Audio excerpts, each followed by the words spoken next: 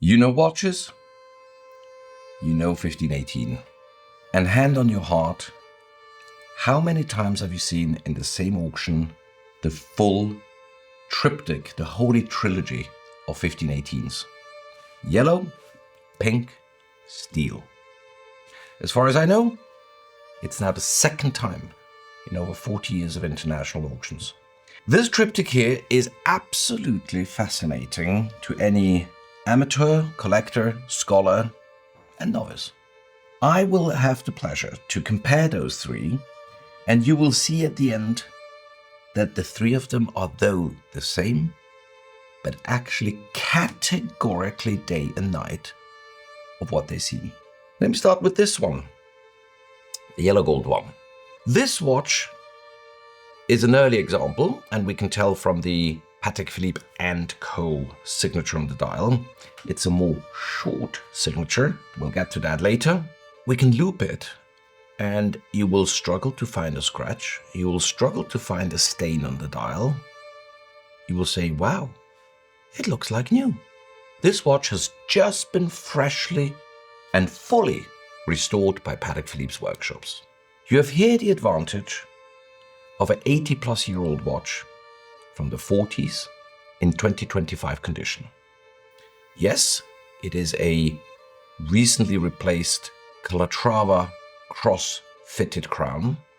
Anything you would expect from a professional, hands-on restoration at Patek Philippe. Moving on to something which is quite the opposite is the pink gold 1518. This watch here is quite the opposite for a number of reasons. First of all, not as early as this one, and as a matter of fact, the signature does no longer say Patek Philippe & Co., but just plain Patek Philippe. It's pink gold, which makes it roughly 6 times rarer, I think. And it has a pink dial, or salmon or copper colored. Debates among scholars have never ended. It's one of those very rare, and I think we know maybe just 1.5 dozens at most of these pink on pink 1518s. And this watch here has not been restored.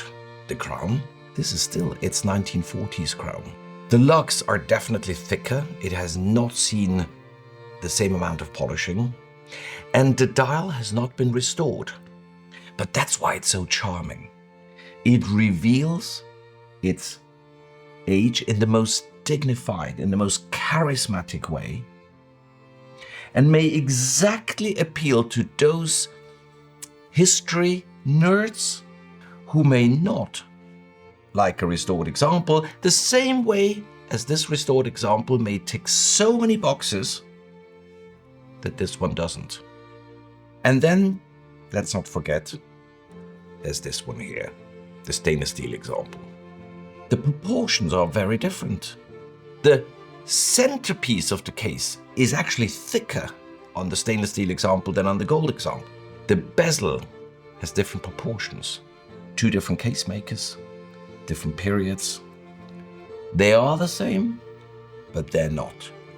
And while I was praising this example to be maybe known in 15 or so examples, here we are again, nearly factor 4 increase in rarity. This is why it should not surprise anyone that this watch is valued by the community a fraction of this one here, and you've got the same factor to this one.